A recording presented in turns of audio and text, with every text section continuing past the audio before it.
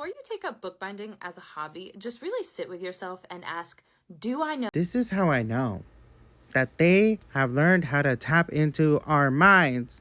This has been my thought nonstop.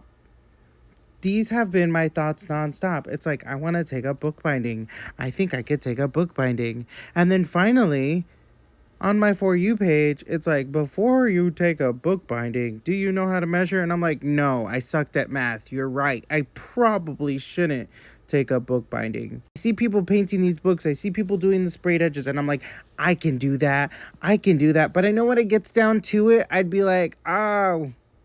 Ow. I, I was too overconfident.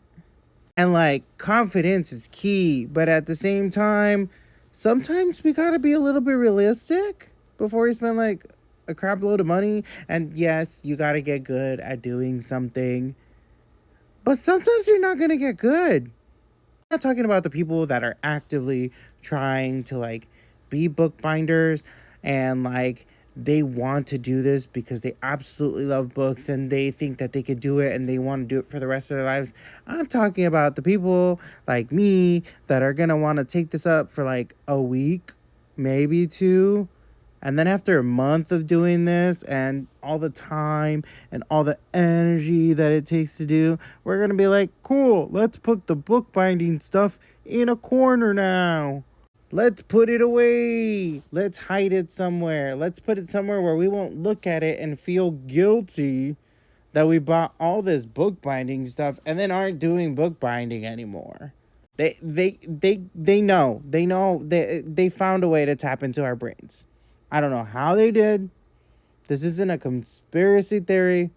It's just a jokey joke video. But at this point, who knows? Maybe it is a conspiracy theory video. A really crappy one.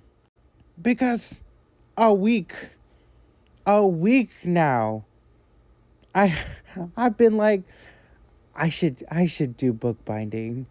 I think I can do it.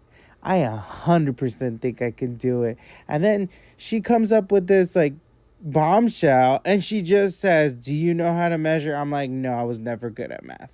And I was never good at measuring. And I was never good at that kind of stuff. So I don't think it's going to happen in this lifetime. Maybe in another lifetime, other Noelle was a really good bookbinder. But that's other Noelle. This Noelle just has given up. Don't feel bad for me. Don't feel bad for me. I gave up on purpose. Like, I gave up with a purpose. And the purpose was to give up.